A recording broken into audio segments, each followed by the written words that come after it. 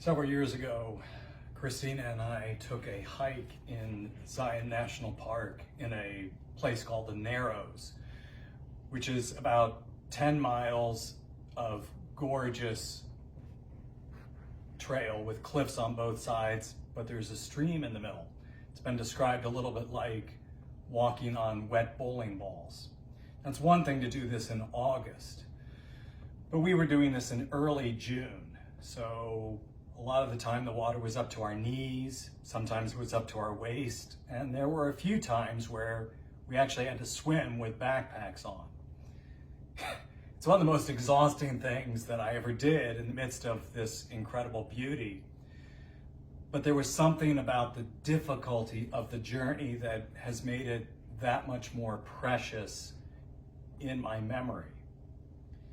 As we get to the end of the book of Revelation, we get to this amazing climax, two of the most glorious chapters in all of Scripture.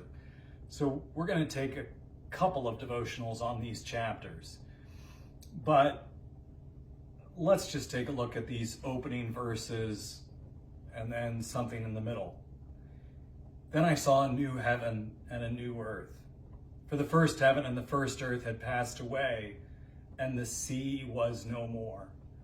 That's Revelation's sign for chaos and opposition to God's work. And I saw the holy city, the new Jerusalem, coming down out of heaven from God, prepared as a bride adorned for her husband. And I heard a loud voice from the throne saying, "Behold, the dwelling place of God is with man. He will dwell with them, and they will be his people. And God himself will be with them as their God. He will wipe away every tear from their eyes, and death shall be no more. Neither shall there be mourning, nor crying, nor pain any more, for the former things have passed away." And he who was seated on the throne said, "Behold, I am making all things new." I just watched finally the musical Hamilton.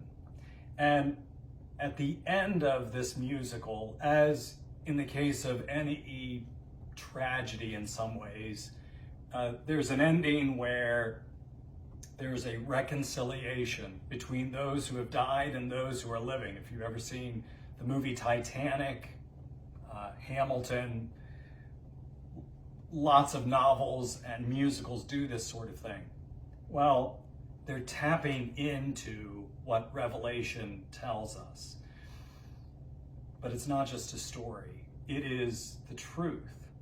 And as Christians, when we put our trust in Jesus Christ, death and sorrow and mourning will be gone forever.